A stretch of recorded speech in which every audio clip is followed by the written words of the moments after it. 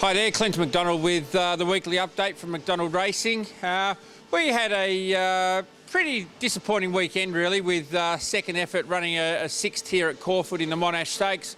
We're unlucky that he pulled the shoe off, or didn't pull it off, but probably sprung the plate in the barriers, Glenn Boss felt, and for the whole race he was virtually running with the plate hanging off the side of his hoof. This is second effort's foot, and I just thought I'd explain to people what actually happened through the race because I had a couple of people sort of asking the question, what is a sprung plate?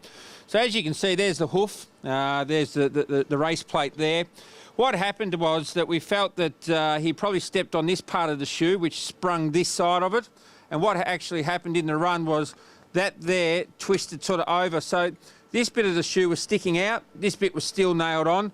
So hence the horse was running with the plate sort of half a bit screwed like that, and virtually had a couple of nails also just probably even that were flattened as he was taking each stride. But hopefully the horse can bounce back. We'll look at running him in the Bletchley. If we're not 100% happy, he will probably go on towards the Regal Roller Stakes.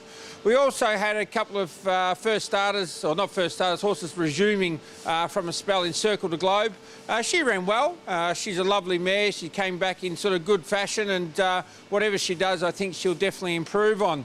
This week, we've got 40-30 looking at going to Sydney or staying here in Melbourne. He's in a 1500 in Sydney, or he's in a 1600 here at Flemington. He's a horse that's in really good order. He's been working well, and I think wherever he runs, he'll run quite well. He's a horse that goes forward, and it's sort of, we're just trying to work out which is the best race for him with probably the less pressure. And as I said, I think wherever he goes, he'll run extremely well. We've also got Daughter of Fortune, Mayara, in on Sunday at Bendigo.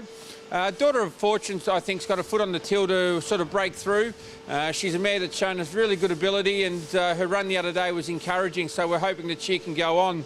Mayara is a mare that's had 2/3 the last two starts, and she's also knocking on the door. Next week, we've got Flusher Hearts and French Friday in at Pakenham. They're going there, and I think the way that French Friday went the other day at Ballarat on a very heavy track, I think that hopefully she can sort of be knocking on the door for a win as well. She was solid all the way to the line. I don't know whether anyone saw, but the Ballarat track was a real heavy 10. They were virtually coming up to their knees, and each race there was sort of longest space between first and last. So we thought she ran quite well, and if she can get onto a better type of track, I feel that she'll run a lot better. We'll also have Umatane next week, who was a good winner last week at Canterbury.